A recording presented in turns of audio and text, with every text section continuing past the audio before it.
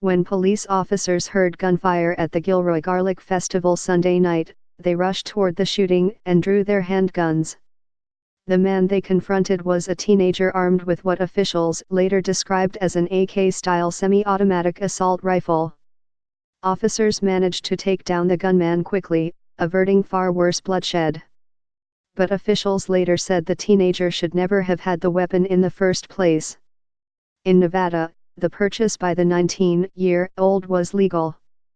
But just across the line in California, where the minimum age for purchasing a rifle is now 21, the weapon is banned and should never have been brought into the state, according to the state's Attorney General, Xavier Becerra.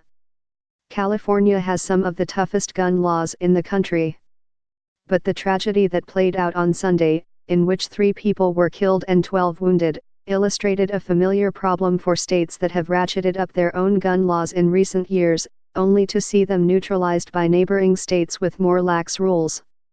New York and New Jersey, for example, also have gun laws that rank among the tightest in the country. But the flow of firearms up Interstate 95 keeps both states supplied with weapons to such a staggering extent that the trafficking network is known as the A-Iron Pipeline. And in Chicago, where city officials perpetually struggle to rein in gun violence, one analysis showed that 60% of guns recovered after crimes came from other states that generally have weaker gun laws than Illinois. Today's most popular rifles can be modified in ways that keep the weapons legal but nearly indistinguishable from illegal assault weapons. That includes Indiana, where 1 in 5 Chicago crime guns originated, and states like Mississippi, Wisconsin, and Ohio. The flow of guns from Nevada, Arizona, and other places has long been a problem for California, too. Gavin Newsom, governor of California, did not hide his fury at how easy it had been for the gunman to buy his weapon in Fallon, Nevada, a 6-hour drive from Gilroy. You can't put borders up, speaking of borders, to a neighboring state where you can buy this damn stuff legally, Mr. Newsom told reporters on Monday. Even though state officials say the issue in California is significant, it may be more pronounced along the East Coast. Most guns traced from California crime scenes were bought in the state, according to recent data from the Federal Bureau of Alcohol, Tobacco, Firearms, and Explosives. Only a little more than a third of the guns came from other states. That proportion is reversed in New York and New Jersey, however.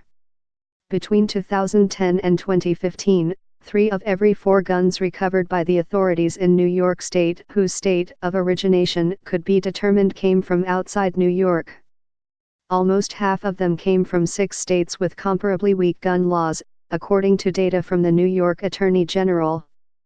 The effect of state gun control laws is diluted by a thriving underground market for firearms brought from states with few restrictions.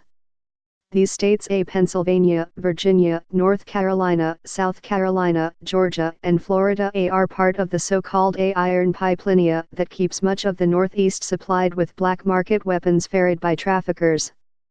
Our analysis of the data shows these states deserve their anecdotal nickname, the Attorney General concluded in 2016, noting that these states, with only a few exceptions, allow sales between private parties at gun shows without background checks, as well as handgun purchases without first obtaining a permit.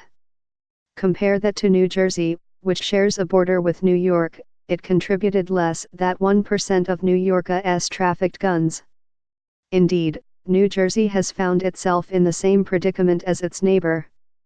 For the first quarter of 2019, more than 4 of every 5 identified crime guns in New Jersey came from out of state, largely from the same pipeline that feeds New York.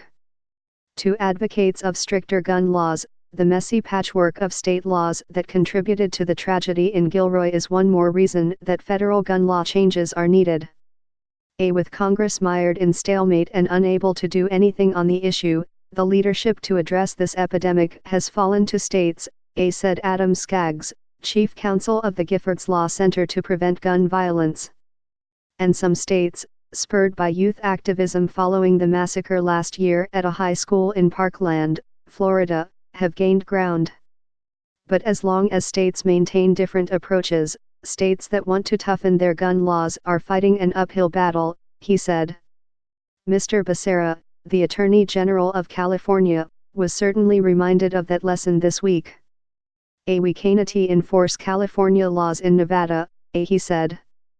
The reach of the California law ends at our borders, and so we cannot control what other states do, and that's what makes it so tough. We may have progressive gun laws, but if other states don't match us, we have to rely on the ability to catch this from occurring.